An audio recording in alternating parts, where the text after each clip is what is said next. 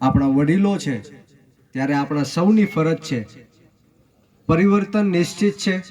આવનારા દિવસોમાં આપણે સૌએ સાથે મળીને જે 30 વર્ષથી આપણે ગુલામી જેની ભોગવી રહ્યા છીએ, આપણે હજારો કરોડો રૂપિયાનો ટેક્સ આ સરકારને ચૂકવ્યો છતાં પણ આપણા વિસ્તારની અંદર હજી પણ તૂટેલા રોડ રસ્તાના પ્રશ્ન છે, પીવાના પાણીના પ્રશ્ન છે, ગટરના પ્રશ્ન છે, વીજળીના પ્રશ્ન છે ને આ ગામમાં અનેક જાતના પ્રશ્ન છે. સરકારી શાળાના પ્રશ્ન હોય જેમાં શિક્ષકો નથી, ઓરડાઓ નથી. સરકારી દવાખાનાનો પ્રશ્ન છે જેમાં દવાઓ નથી, ડોક્ટરો નથી. તો આ તમામ પ્રશ્નને લઈને આપણે સૌએ આપણી આત્મા જગાડવી પડશે. છેલ્લા 30 વર્ષથી ભાજપને મત આપ્યા, એની પહેલા કોંગ્રેસને મત આપ્યા. હવે એક એવી પાર્ટી તમારી વચ્ચે આવી છે જે લોકોના હક અધિકાર અને ન્યાયની વાત કરે છે, તમારી અને મારી જેવા સામાન્ય લોકોની વાત કરે છે.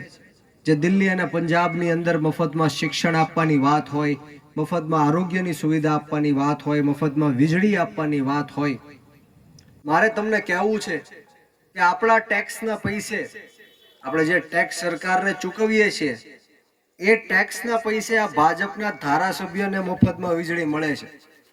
આપણા ટેક્સના પૈસે ભાજપના સાંસદને મફતમાં વીજળી મળે, મંત્રીઓને મફતમાં વીજળી મળે, મુખ્યમંત્રીને મફતમાં વીજળી મળે. અરે પ્રધાનમંત્રી તકના લોકોને જો મફતમાં વીજળી મળે તો આપણા જ ટેક્સના પૈસે આપણને મફતમાં વીજળી મળવી જોઈએ કે ન મળવી જોઈએ?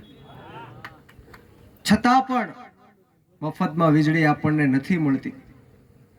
દિલ્હીની અંદર અને પંજાબની અંદર લોકોનું 0 ઇલેક્ટ્રિક બિલ આવે છે, લાઇટનું બિલ 0 આવે છે. ખેડૂતોની અનેક સમસ્યાઓ છે. આપ સૌ ખેતી સાથે સંકળાયેલા છો, મારે વાત કરવાની જરૂર નથી. સમયસર ખાતર નથી મળતું, પરંતુ આ ગુજરાતની અંદર દારૂ હોમ ડિલિવર થાય છે. વાત સાચી કે ખોટી? ગરીબ લોકોને ગરીબ રાખવાનું કામ, પછાત લોકોને પછાત રાખવાનું કામ આ સરકારે કર્યું છે. આપણી જેવા નબળા અને પછાત સમાજને ક્યારેય આ ઊંચા નહીં આવવા દે.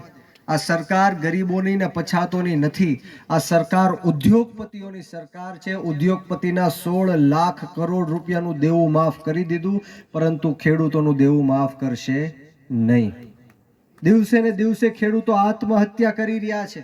આ લોકોનું ષડયંત્ર છે કે ખેડૂતો જીવવા પણ દેવામાં જોઈએ અને મરવા પણ દેવામાં જોઈએ. આ બોટાદની અંદર હળદળમાં જે કડદાકાંડ થયો, એમાં તમે સૌએ જોયું કે ખેડૂતો ઉપર કેવો અન્યાય ને અત્યાચાર કરવામાં આવ્યો. ખેડૂતોની સાથે સાથે ખેડૂતોના ઘરમાં ઘૂસી ઘૂસીને, દરવાજાઓ તોડી તોડીને માતાઓ બહેનોને મારવામાં આવ્યો. આનો બદલો આપણે સૌએ 26 તારીખે લેવાનો છે.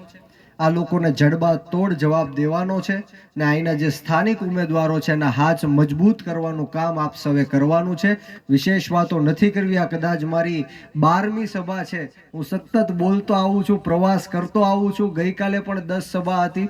આવી રીતના આપ સૌને મળવાનો મોકો મળતો રહે છે, આશીર્વાદ લેવાનો વડીલોનો મોકો મળતો રહે છે. આવો ને આવો સાથ સહકાર અને પ્રેમ હર હંમેશ મળતો રહે એવી માતાજીના ચરણોમાં પ્રાર્થના સાથે આપ સૌને બ્રિજરાજ સોલંકીના જય હિન્દ, જય ભારત, જય જય ગરવી ગુજરાત, જય જવાન, જય કિસાન. આભાર.